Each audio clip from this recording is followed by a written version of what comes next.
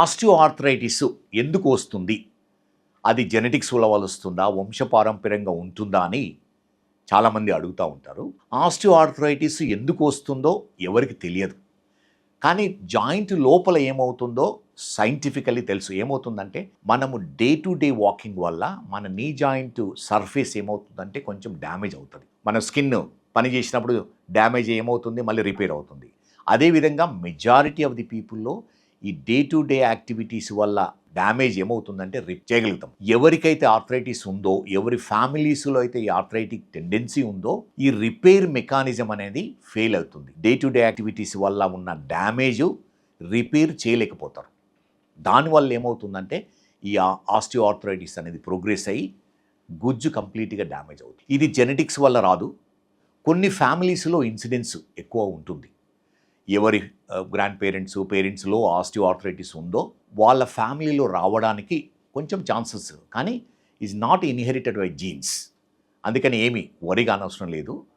Most important thing ప్రివెన్షన్కి ఏంటిదంటే మన నీ కండరాలు, క్వాడ్రిసెప్స్ అంటాము, ఆ కండరాలు బలంగా పెట్టడం వల్ల ఏమవుతుందంటే మన జాయింట్ను ప్రొటెక్ట్ చేసి ఈ ఆస్టియోఆర్థరైటిస్ను చాలా వరకు పోస్ట్పోన్ కానీ ప్రివెంట్ చేయడానికి పాసిబిలిటీ ఉంది. ఆస్టియోఆర్థరైటిస్ ఓవర్ వెయిట్ ఏమన్నా రిలేషన్ ఉందా అనేది చాలామంది అడుగుతూ ఉంటారు.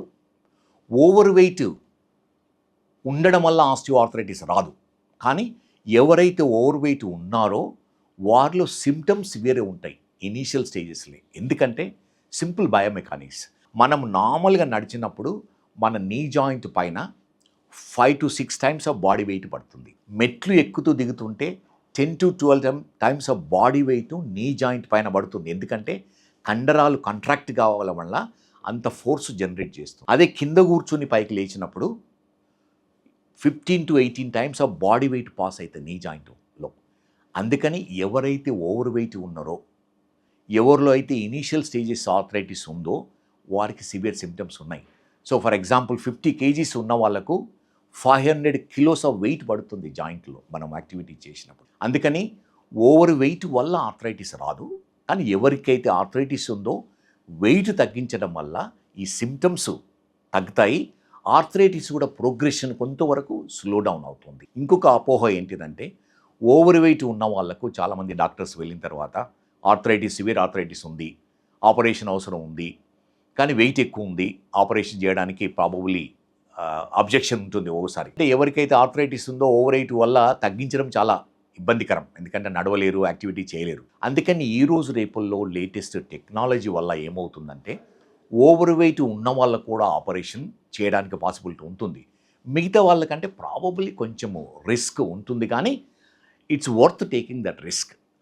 ఆపరేషన్ తర్వాత మీరు కష్టపడి వెయిట్ తగ్గించడం వల్ల ఏమవుతుందంటే ఈ నీ జాయింట్ లైఫ్ స్పాన్ చాలా ఎక్కువ ఉంటుంది. అందుకని ఓవర్ వెయిట్ అనేది చాలా ఇంపార్టెంట్ థింగ్ ఈరోజు రేపుల్లో.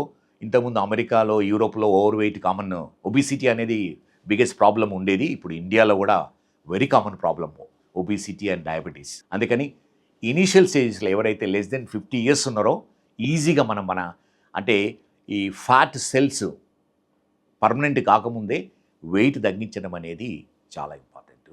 ఆ వెయిట్ తగ్గించడం వల్ల ఈ ఆస్టియోఆర్థరైటిస్ కూడా కొంతవరకు మనము ప్రివెంట్ చేయడానికి వీలవుతుంది.